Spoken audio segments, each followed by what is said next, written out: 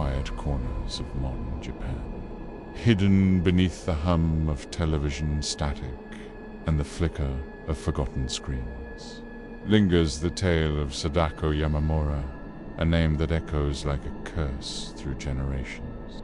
Her story is one of beauty, tragedy, and a wrath so profound it transcends death itself.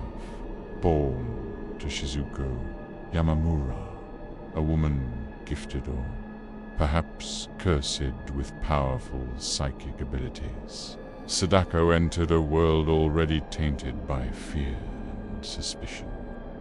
Her mother's abilities had been publicly showcased and cruelly ridiculed by a skeptical community, driving Shizuko to madness and eventually to suicide. Sadako, left to carry the weight of this inherited burden, lived a life steeped in isolation and dread. From a young age, it became clear that Sadako possessed something even more dangerous than her mother's talents. She was a child of unsettling beauty, silent and watchful, with dark, unreadable eyes that seemed to pierce through the soul. Rumors swirled around her, whispers of misfortune following wherever she went, of strange deaths and inexplicable accidents. Her abilities were not just passive. Sheer.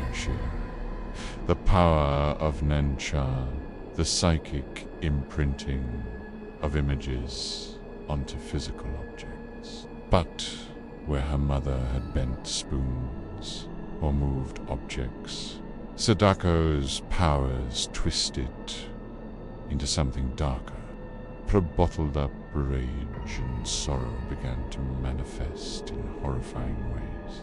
The culmination of her suffering came at the hands of a man she trusted, who, fearing her growing powers and the terrifying implications of her very existence, lured her to a secluded spot and brutally murdered. He threw her body into an old, abandoned well, sealing her fate in darkness and cold water, where she struggled for days before death finally took her. Yet her spirit did not rest. Trapped in that watery tomb, her hatred fermented, growing more potent with each passing year. From this torment was born the infamous cursed videotape, a modern vessel for an ancient grudge. Sadako's psychic essence imprinted itself onto magnetic tape, creating a sequence of disturbing, fragmented, the sound of a tolling bell, and glimpses of her final moments.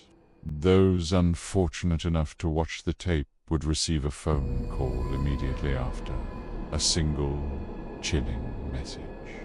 7 days. And so began their countdown to death.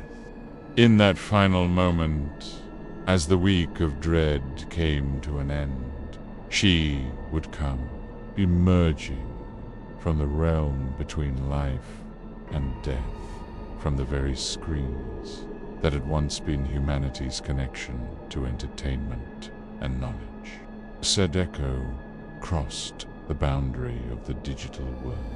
Her appearance was unforgettable, drenched in water, her pale, lifeless skin slick and shining under the dim light, her long black hair clinging to her face, obscuring her features, moving with an unnatural, jerking motion.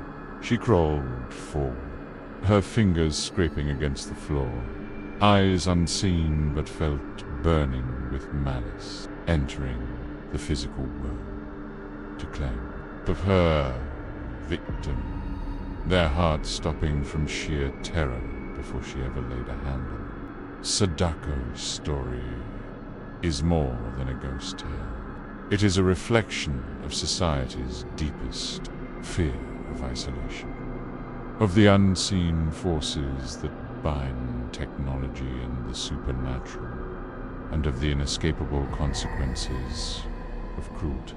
She remains a chilling reminder that some grudges do not fade with time.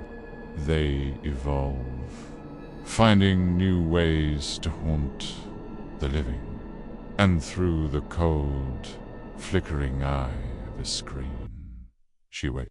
Watch, ready to return.